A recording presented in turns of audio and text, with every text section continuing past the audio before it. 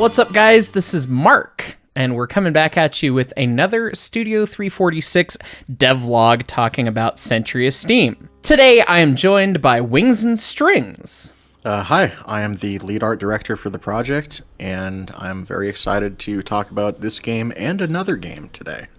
That's absolutely right. So just this past month, within the last month of this going live on Patreon, thank you to all of our patrons over there. Of course, if you're listening later on YouTube, it's been out for a while, so you can always get these things early access if you help support us. It's a really easy way to help contribute to the development of the game. But yes, within this past month, Railroad Tycoon 3 hit 20 years of age. Been out for 20 years as of late October. I can't believe it's already been 20 years. I remember when it came out. I remember anticipating it coming out.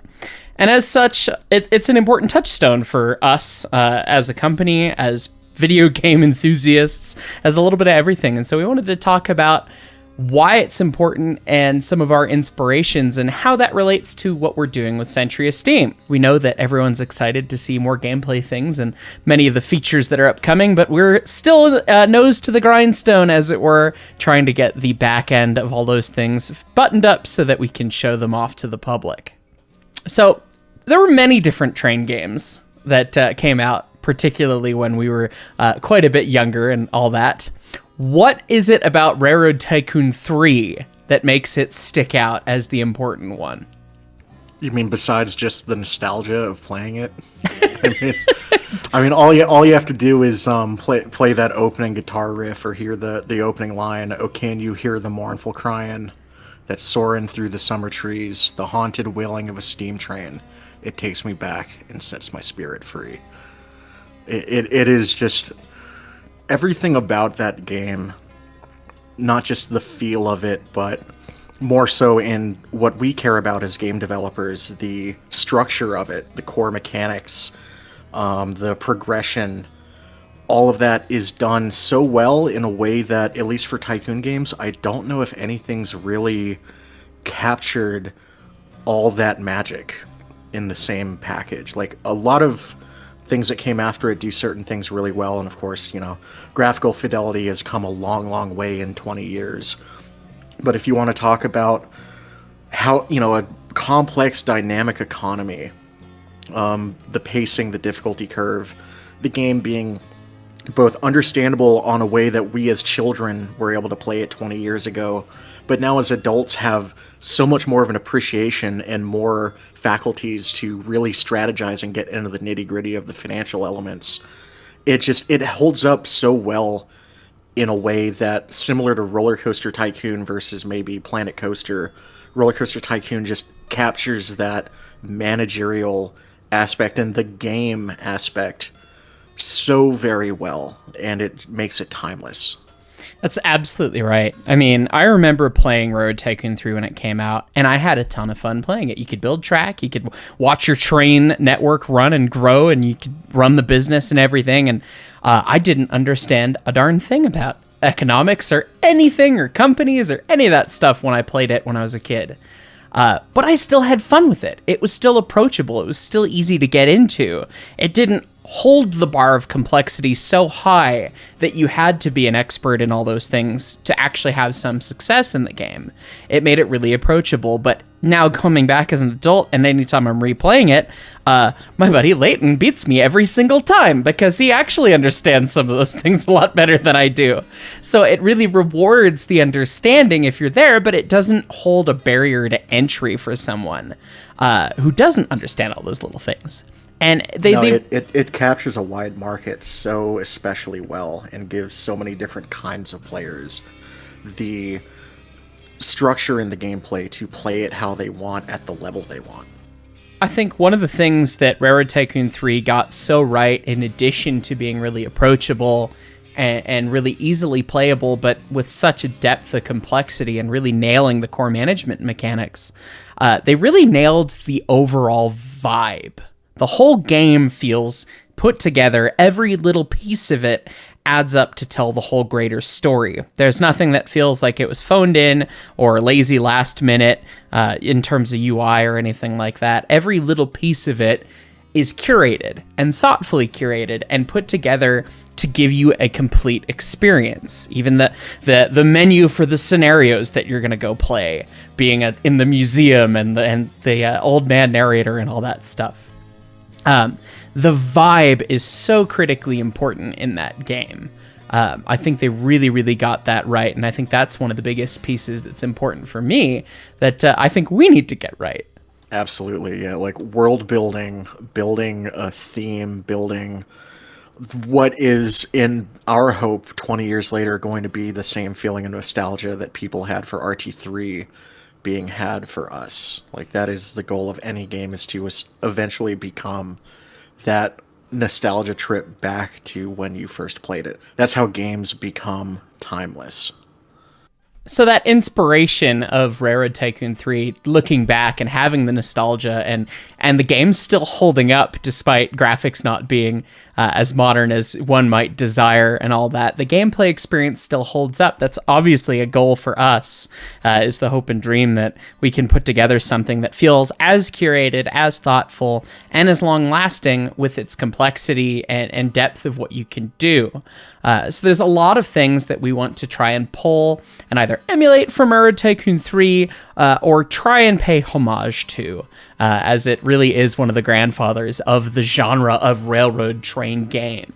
And even in the demo we had at National Narrow Gauge Convention, there were little nods, little tributes to Railroad Tycoon 3. The cabinetry in the menu UI, just giving a sense of this old rustic, ornate feeling, and almost sort of a homage to the early 2000s era of UI design and the memories that brings back, and extending that to the sound design. Even our funny little mascot character Rico, that's so emulative of not just early games of that period, but the railroad mascots that a lot of Class 1 railroads had. Rocky the Great Northern Goat, or the skunk train mascot, I forget the name of it, the bird that the New York Central had on some of their fast freight. It's a fun callback to the visual design of what we are so passionate about. And, even the little clangs and metallic noises that are so satisfying when you laid track in Railroad Tycoon, that really fun spike sound that would play. Or the sound that you would get if you have a huge haul and just, you can hear the money piling up when it unloads at the station. And it just feels so good. That indescribable good feeling you get from the game is so much of what makes it fun. And then we, while we're talking about sounds, could even go into the soundtrack. Like, bluegrass and trains go together so perfectly, and for reasons a lot of people may not realize. Bluegrass as a genre is not from the 1800s. It is a fairly new genre of music. It started around the 1930s, 1940s, when steam power in the United States was at its zenith, when railroads in the United States were at their peak. And they grew up together and became intertwined at that point, especially once modern recording started becoming popular. It was one of the first genres of music that really got hammered down, and that connection with trains stuck. Absolutely. The bluegrass stuff goes right above my head. I mean, me personally, I can't hang with half of the bluegrass people, especially not you, but that is where my musical journey and getting involved in these sorts of things started, was a desire for, oh man, the soundtrack from Railroad Tycoon 2, Railroad Tycoon 3, it's a bummer that games don't have soundtracks like that anymore. And it was like, really? That wouldn't be too hard to do. And then, obviously put together a little something there on my end.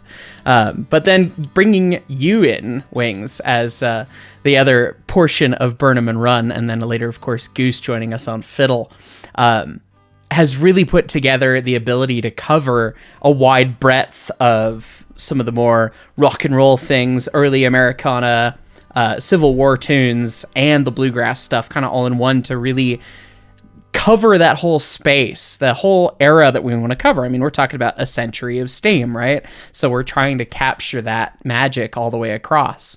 And Railroad Tycoon 3's soundtrack is just such an inspiration. Every song in that soundtrack is amazing, and they're all earworms. They all get stuck in your head, and I love them all. And I do have to say that we did even reach out to Jim Callahan, the man himself, who put together the soundtracks for 2 and 3, and we got permission to pay a little bit of a direct homage to a couple pieces, which is going to be some excitement that'll hopefully be coming up sooner rather than later that you guys will get to hear. So that's super exciting. I am so excited to be able to show some of the stuff we have cooking for that once it's ready, because oh my gosh, going from Railroad Tycoon 3 being what got me interested in playing Bluegrass to now potentially paying tribute in one of the most incredible ways, reimagining some of their stuff for this game, another Railroad game for a new generation of Railroad enthusiasts. Oh my gosh, I'm so excited for that. Absolutely. It's going to be really, really rewarding to get everyone to hear all these things that are in progress and all that. So I think it's really important to say, how does Railroad Tycoon 3 really relate to Century of Steam? Obviously, we've talked about how much we love the game, our nostalgia, why it's important to us, and you can understand how that can then establish a framework for how we look at our own game and what we desire to see in our own game, right? But there are some differences, of course. Century of Steam is not going to be a straight Railroad Tycoon game. It's not going to be a straight train simulator either. We're going to try and have a little bit of these elements from both sides of things, because we think that is what is going to provide the best experience. Me personally, when I think of a train game, it is train and it is game. I love the accuracy, the historical realism, getting to operate the locomotives and fight them like you would really fight a real locomotive when you're trying to slog tonnage upgrade, getting the real experience of being on the engine in the cab, part of the crew. But just doing that piece doesn't give you that Roller Coaster Tycoon, Railroad Tycoon, I'm building this with my bare hands, I've created something and been rewarded for it type feeling. I think that's what brings the playability to those sorts of games, is I have an objective, I've done the thing, and I did it better than anybody else because of my own merit and my own strategy. But I also got to run the trains along the way. That's the way that I see that, and that's where Railroad Tycoon 3 comes into play in my mind. The complexity of the economy, the way that you had to strategize, the way that you needed to build your track to not get stuck with your locomotives going up a 90% grade in the condensed version of Railroad Tycoon 3, that sort of thing. All those things really made the management side really exciting, and I think that's a crucial piece to make the game fun. Exactly. The sense that your strategy, your choices you make actually matter and have an effect not just on your success, but on the world around you. That is so important, I think, for us to get is, you are not just running a train in a void. You're not just running a train from a start to an end point over 2 hours, and then it just says, okay, thanks for playing, go back to the main menu. We want it to feel like you are in a real world, and this is your railroad. And your choices, your actions, what you do, your ability, your skill as an engineer, as a fireman, as a brakeman, all of that is going to matter, and we want you to feel accomplished in succeeding at what you do.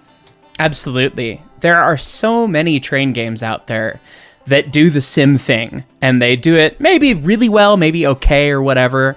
And there's so many more train games that do the I'm playing with dad's model train set in the basement, or we're just playing in a sandbox world where we've got some trains and we can move some cargo around, and that's great, and that's the experience of the game.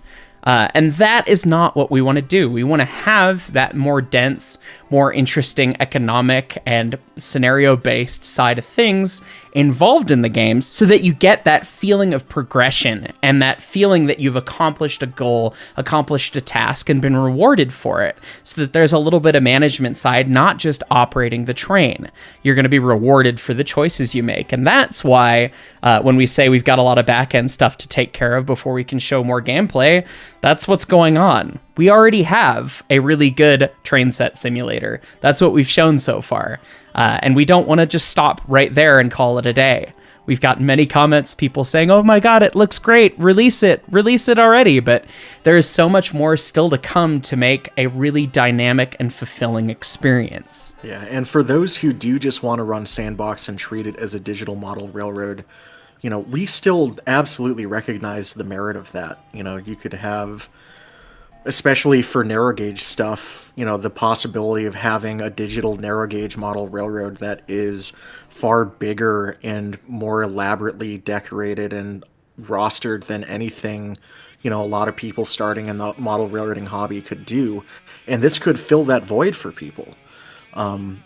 We just also want to add the extra thing on top of that of, if you are more interested in the game than the train, as we've said before, 50% train, 50% game is sort of the balance we want to strike. For those who want more of the game thing, for those who want the structure, the drive, the reason to excel, and ways to check their progress and see how they're doing and to accomplish things and feel accomplished in that, that's where this portion of development really, starts to hit home, is we have to dig our heels in, nose to the grindstone, and work on everything on the back end to get that done, because that is going to be the meat and potatoes that turn something from a really good train sim to a really great game.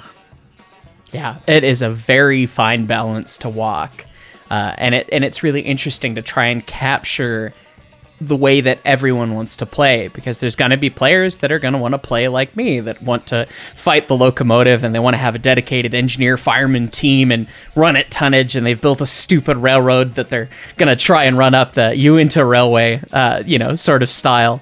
But then there's going to be people who don't care about the operation of a steam locomotive and just want to look at pretty trains and want to manage a company and make a bunch of money and have 300 locomotives and cars and everything.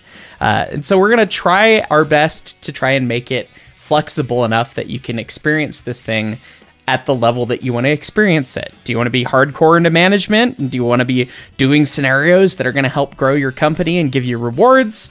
Do you want to keep it more casual? Do you want to have this be your sandbox train set that you get to play with? Do you want to fight the steam locomotive? Do you want to have to fire? Do you want to do all these things? Do you want to deal with maintenance? Yes, no, maybe so. We want to try and make it modular in such a way that you can experience all those things the way that you want to play it, because at the end of the day, it's supposed to be something fun for you to interact with.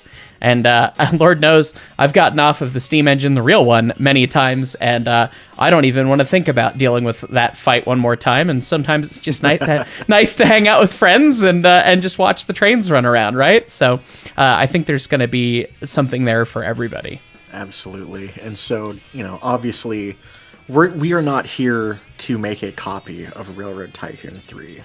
We are here to make Century of Steam the game experience that we have always wanted to do.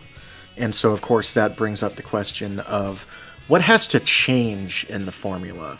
How does Railroad Tycoon 3 differ from what we're doing? What has to be looked at differently to where we take ideas we like, but morph them into something more applicable to the style of game that we are doing? And in my mind, the two major changes for that are scale and time. Railroad Tycoon 3 is very much on a macro scale in terms of geography, in terms of management style.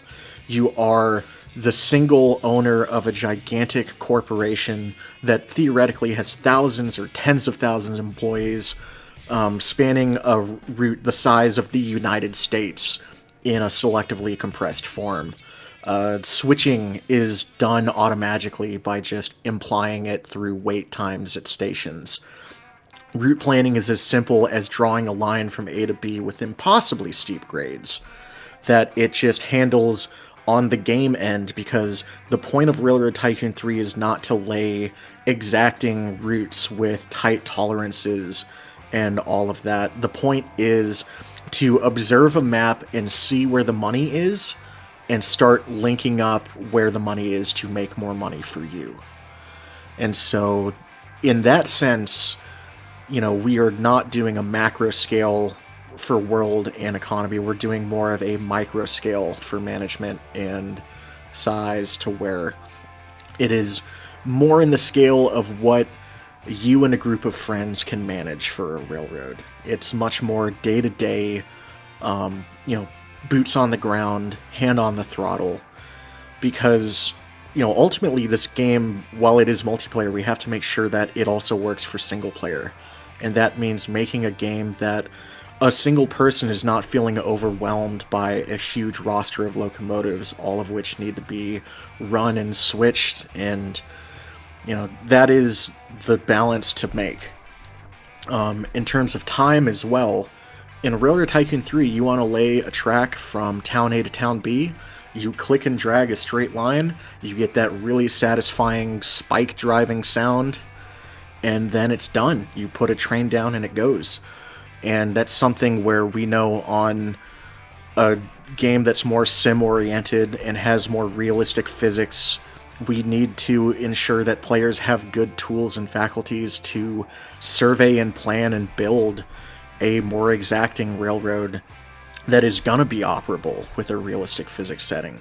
And that requires more time. And so making something where people still have the challenges, the structure of gameplay, the scenario-style gameplay, while still having time be available for that kind of track laying, requires a very different approach. And we have a good idea of how to do that, and we will share that once that is ready.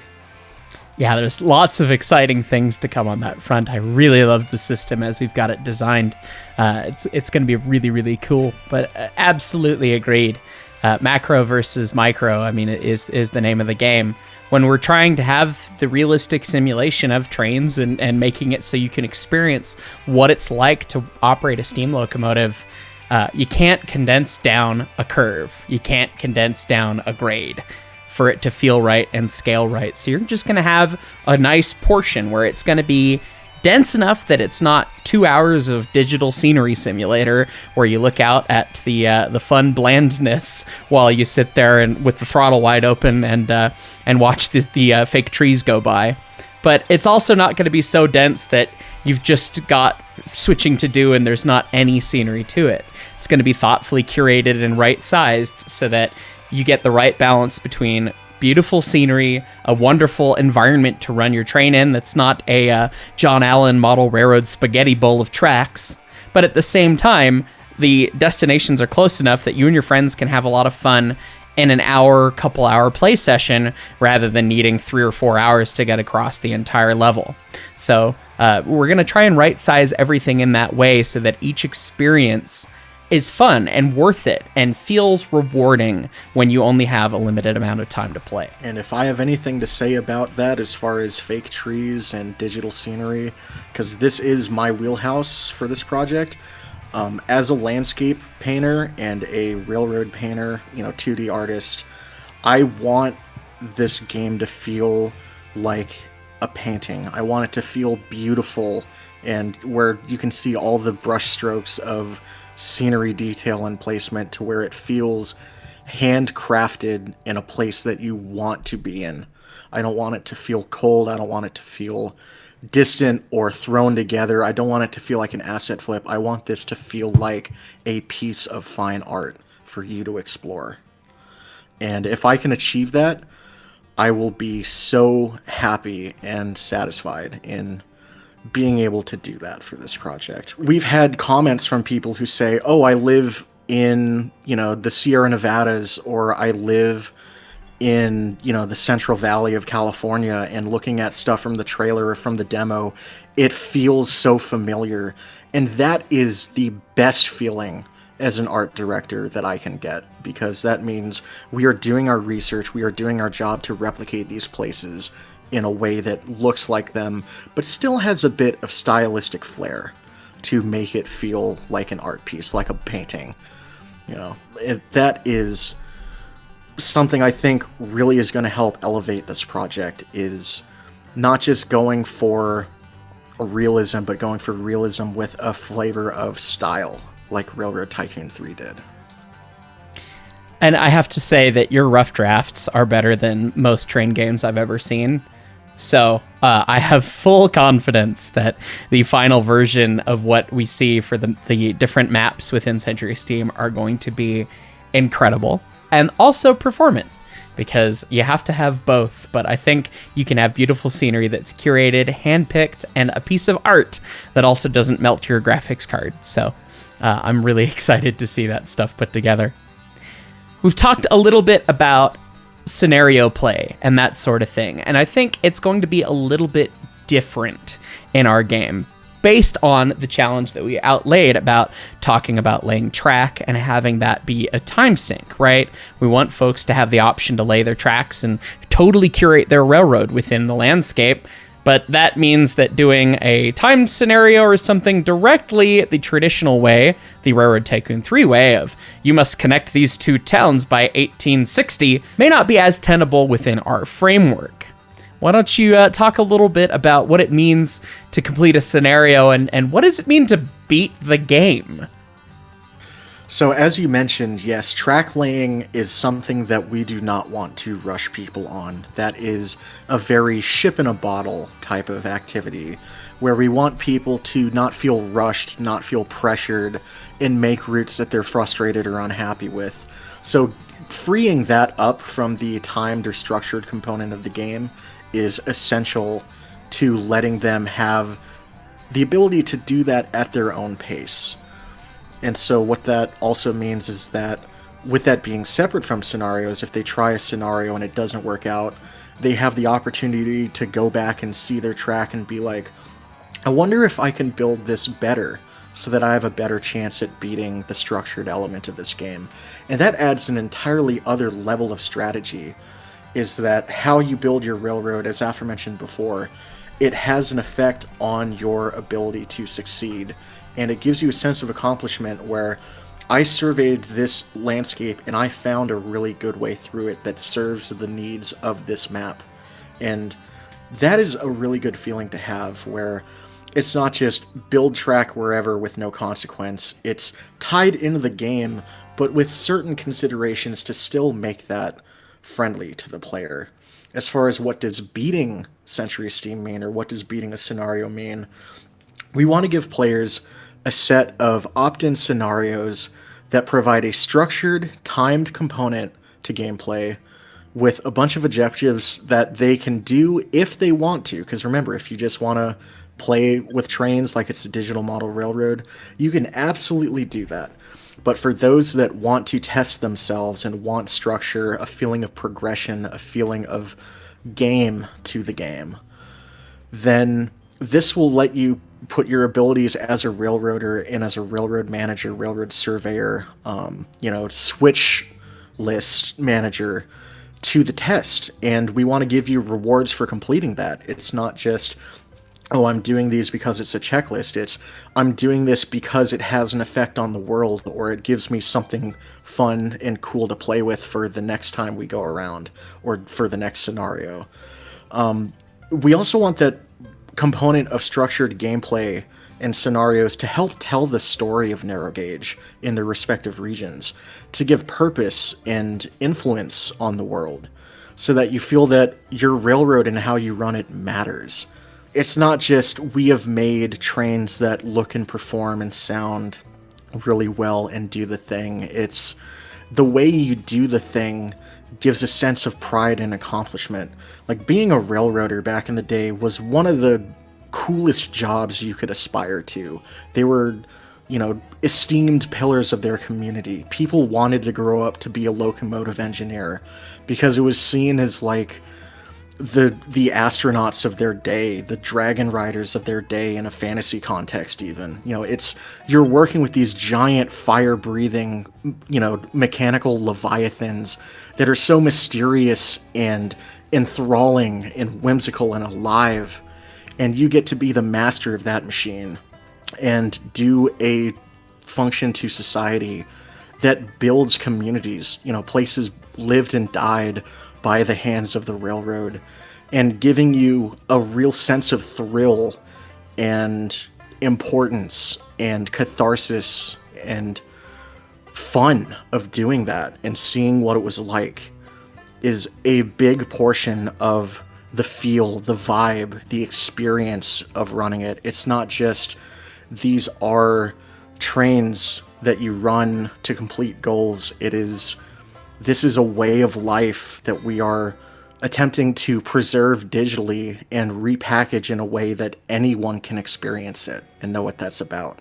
It is living history brought to your keyboard. I don't think I could have, put that any better way or any more eloquently than that. So I'm going to just turn the steering wheel real hard and pull up the handbrake and say, it's time for a Q&A. I got nothing else to say. Yeah, Wings just summed up pretty much exactly what we're trying to do in a perfect little package right there, and that energy. That said, we do have some questions from our patrons over on Patreon that we want to answer to give a little bit more substance and keep the dialogue running between us and you guys. We really love and appreciate your support. We would absolutely not be here to be able to tell these stories and deliver this game if not for you. We really cannot underestimate our thanks and appreciation for what you guys do for us. So again, thank you so much. Yeah, absolutely. The Patreon is our lifeblood at this point. We still have a long way to go on the dev side of things, and you guys being here to support us is a huge thing. So we're going to try and answer a couple questions that you guys have here, and then we'll have some closing remarks and get out of here. Okay, from Shadow Morningstar. If you have the liberty to say, how will delivering cargo be handled? Will it be done like contracts where a facility or town needs so-and-so materials, like SnowRunner, or will each location take certain materials and give back other materials like Railroads Online? Also loving the game so far and can't wait to see more. We love that you're excited about the game and glad that you want to see more things. We're going to have a couple different flavors of those sorts of things. The scenarios that we've alluded to will have some amount of that sort of contract style of XYZ location needs ABC commodity. There will be some sorts of flavors like that, which will give you some time crunch and needing to fulfill those requirements and that sort of thing. But of course, as you connect to industries have supply and demand. We just talked about Railroad Tycoon 3 and the intricate ins and outs of the economy, the way that cargoes flow across the map, and the way that supply and demand works there. We want to incorporate some of those elements into our game as well. So it's going to be a little bit of both of those things, although not exactly like you're expecting. Nate Snake 01, question for the next video possibly. Can you give any ideas of map size or scope? I'm running into a situation right now with Railroads Online where I feel the map is too confined and I can't build a track long enough to get some tonnage behind me and give it the beans. So I'm currently doing a lot of work with our research team to hash out sort of what the scope, the size, the geographic features, the placement of things in our maps are right now.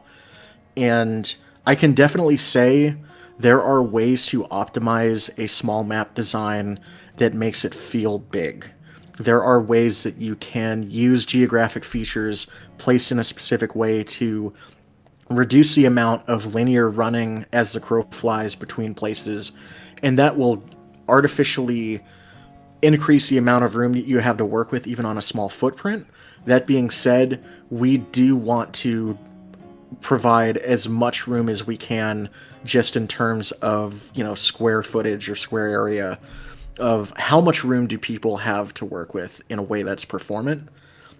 And also on the other end of that coin, how do we make it where it doesn't feel like digital scenery simulator of going 2 hours between places with nothing to do? So somewhere in the middle is sort of the Goldilocks range of what gives the most feeling of exploration and stretching your feet on a mainline run, and what feels dense and conducive to a play session without being exhausting, without feeling like crossing the map is an ordeal that you have to dread. We want it to be paced well and be condensed in a way that allows, a single person or a small group of friends to have a sense that they are running a sizable railroad, but in a way that is not overwhelming, is, I think, where we can say we are with that right now.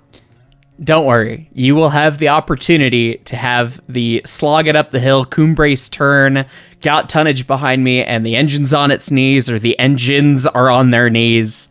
And you will also have the opportunity to haul the mail, do the thing. We've got places to be, 50 plus mile an hour, scooting along with a high step and 10-wheeler. Narrow Gauge did all those things, and so we want to make sure that you're going to have all of those experiences, because that's what we're trying to curate. So fear not. That's the other benefit of wanting right out of the gate to do multiple maps, is that each one can be specially curated to a type of experience we want to give, and they don't all have to be the same. You want really, really, really dense, something where geared engines are not going to feel like it takes a billion years to cross the map. We can deliver that. If you want something where it is miles and miles of nothing but miles and miles, sure. We are not limited to trying to fit everything into one place, because we know that's not the best way to do it. And so definitely more on that later. I don't want to reveal our hand too much on that, but map work is being taken with the utmost care to deliver an experience that is not only going to be fun, but is conducive to the game loops and game mechanics that we are designing. We want everything from how the trains work, to how the track is laid, to how the scenarios are run, to how the map is made and designed, to all be interlinked, so that you get the best experience possible. Absolutely. Evil Me asks, will the air leakage be modeled to change based on the number of cars and environmental temperature? Also, will the chuff sounds and tractive effort change based on where? Will environmental temperature affect the way engines fire and build pressure? Lots of great questions there, Evil Me. Environmental temperature plays a big role in things. We're absolutely going to have different impacts based on what the environment's doing, what weather it is, if it's hot, if it's cold. And leaking air will come into that piece. As well, chuff sounds, tractive effort, that sort of thing. Chuff sounds are kind of limited to what samples we can get. Thankfully, I have lots of wonderful locomotives that are in great condition that don't have worn out awful rings, so I can't really record that. But if I get the opportunity to record that, we will try and do our best. That said, you will have noticeable changes when you have wear on your locomotives. At significant wear, you'll have lost motion in the valve gear, which means that your chuffs are no longer going to be in perfect time. And as well, with not perfect timing, with lost motion in the valve gear, you have less valve travel, which means you get less maximum cutoff. All of that will be simulated along the wear of the locomotive, should you have that mechanic enabled. Because a lot of people just want to play trains and don't want to have to worry about their engine being absolutely ruined. But if you want to worry about it, and you want to work with that mechanic, you'll have to deal with it as the railroad actually would have. And as far as environmental temperature affect the way the engines fire and build pressure, absolutely. It's not much of an effect. It's less than you think. In my experience, between 100 degrees and 0 degrees Fahrenheit on the engines, you notice maybe an extra scoop of coal here and there, because the temperature gradient is already pretty high from the boiler and the fire down to ambient, but it does make a little impact, and those little details are always a thing that matters. So you will find that the engines need a little bit more fuel and a little bit more air when it's cold out. CT. Q&A question. Will you guys consider eventually creating standard gauge steam locomotives? Short answer, no. Long answer, no. There will be no player drivable standard gauge locomotives in Century of Steam. And to clarify, we're not doing that out of spite or out of we don't care for standard gauge. Standard gauge is really, really cool. but there are very specific reasons we want to do narrow gauge, both for how conducive it is to the gameplay we want to do, and also just because this is a niche that we feel needs to be done justice, that we feel needs to be done well, and we have so much passion and love for 3-foot narrow gauge that it is something that we think brings a totally different feeling and vibe to railroading that is a little bit more adventurous, a little bit more fun, daring, haphazard even. And we think that it is an important story to tell that a standard gauge game can't really do the same way. And on the same side, as far as scope, with standard gauge, there is so much out there to do, and everyone's going to be wanting their own personal favorite. But when you're talking about equipment across hundreds of thousands of miles of standard gauge networks, there is just so much out there that it becomes a question of how do you condense that down to what's manageable for a game. And with narrow gauge especially, if you pick one and go with it, it is just so much easier to do. And so we want to do that as comprehensively as possible for 3-foot North American railroading, and we will stick to that the best we can. Absolutely. With how limited in scope 3-foot narrow gauge is, and it's a lot bigger than a lot of people realize. There are so many different flavors of 3-foot. It's hard to comprehend because how much disappeared so early. But we're able to tell all those stories. Some of those stories have been dead for 120, 130 years. We're going to be able to tell all those stories and get people acquainted with those things in a way that we can do in a almost complete fashion. We can't have everything, but we can have enough of everything that we can have a reasonable story from anywhere in North American railroading for the 3-foot narrow gauge, which is, it's just impossible to do with standard gauge. The Undead Hooligan asks, I never would have guessed that there would be trillions of combinations. Good work, y'all. By the way, how do the roundhouses work? Will you have to select how many stalls you'd like? And how will building construction work? Last, would it be possible for you to use a K28 or Class 125 for the next video? Hope that's not too much to ask. Keep up the good work. Good questions. We appreciate your excitement and glad you enjoy the customizations. Roundhouses are going to be super cool. We love the roundhouse. The roundhouse is a key facility in terms of stuff that goes in the yard. That's the heart, the lifeblood of the mechanical side. And when you're talking about steam locomotives, that's an absolute key piece of the operation. We really, really, really want roundhouses to be modular because as your fleet expands, you want the roundhouse to be able to expand too. So our goal is to have roundhouses be modular so that you can start with a certain amount of stalls and then add on stalls if the space allows for it. That way you can continue to have more locomotives stored inside, be able to do more maintenance and all that sort of thing. Building construction, we're a little far off from getting into the weeds on how that'll work, so you'll see some of that down in the future.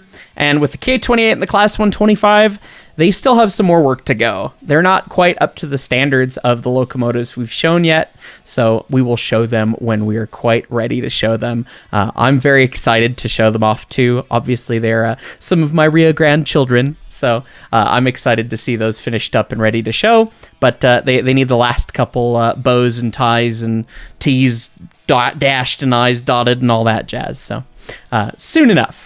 Chevalier 87, were there going to be any additions for bull moose paddles? Would be great to see since I think there are photos of moose paddles on headlights. The ornaments that we showed for headlights in the customization part 1 video is just the tip of the iceberg. There are so many fun and cool things you can strap to a headlight to decorate it, and I have a lot more both in the works currently and planned for later, so you will have to wait and see what those are, but bull moose paddles I think could definitely work for that. That would be a very fun flavor of headlight adornment, as it were. Wayland West 9505. Will some of these combinations, like the plower steps, cost extra when buying the locomotive? The combinations are all going to cost different things. There may not necessarily be an extra cost, depends on exactly what the system is. Obviously, if you're going to equip air brakes versus no air brakes, yes, that's going to cost more. But if you're talking about a long pilot versus a switcher footboard pilot, the cost may end up being a bit of a wash. They might cost about the same. Things like plows are optional bolt-on add-ons for snow fighting and all that. They will cost extra, but you buy it, it'll be at the roundhouse. If you don't need it on the engine, you can take it off. If you need it on the engine, you can go to the shop and equip it. You won't have to buy it again, that sort of thing. And last but not least, the Random Pineapple 3805. Snowblower? We certainly did blow some snow in the trailer, didn't we? We did, but we might want the big spinny wheel of doom variety, perhaps. That'd be kind of fun. More to come on those fun things, folks. And obviously, as the real snow comes around, that'll be on the mind, won't it? So perhaps more to see in the near future here. Anyways, folks, that concludes the Q&A portion of things.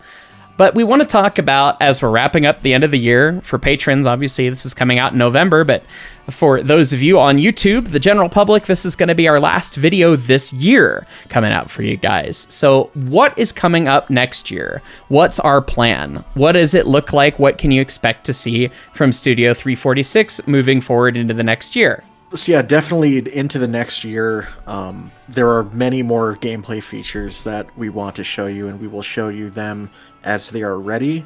Of course, the thing with game development is it's not something where you finish one thing, start to finish, package it, and then move on to the next. It all has to be developed together as a coherent system. But of those, tons are in the works, and we will be working to get those to a feature presentable state as soon as we can. We've shown a small taste, a primary gameplay loop in the form of the driving and firing experience at National Narrow Gauge Convention, and there's still even so much more to do with that, but a lot of our work at this point is going to be secondary gameplay loops. So what are industries like to run between? What do commodities and commodity loading and handling look like? What does track laying look like? What does snow fighting look like? What does polling look like in the final implementation? And all of that and more will be ready to show in due time. We just need a chance to really buckle down and focus on it and get the rest of that ready to show you. So here's hoping, and we thank you again for your continued support, and we look forward to showing all of that and more in the coming year. There's a lot of really exciting stuff coming up along the way. We've got all the stuff defined, written down. We know the plan. We know how it's going to go out in terms of software. There's just a lot of hardcore dev work to make it all come to reality and then show off to you guys. It's really exciting what's going to be there. I know that every time we work on something and come up with a new idea, it just gets me excited. My inner 5-year-old comes out. So lots and lots of exciting things to come next year. And as always, we appreciate your love and support out on Patreon, on YouTube, the kind words, your financial support, everything helps so much. Your contributions are extremely valuable. And we couldn't do this without you guys. So we hope you liked this look a little bit behind the scenes. What's in our head? How are we developing the game? What are we taking as inspiration from things that we learned, seen from other games? And of course, a little bit of chat about one of our favorites of all time, Railroad Tycoon 3, and how that ethos really influences us as developers. So thank you so much for watching and listening. We will catch you all next time. Take care, everyone, and have a fun and safe holiday season, and we'll catch you on the flip side.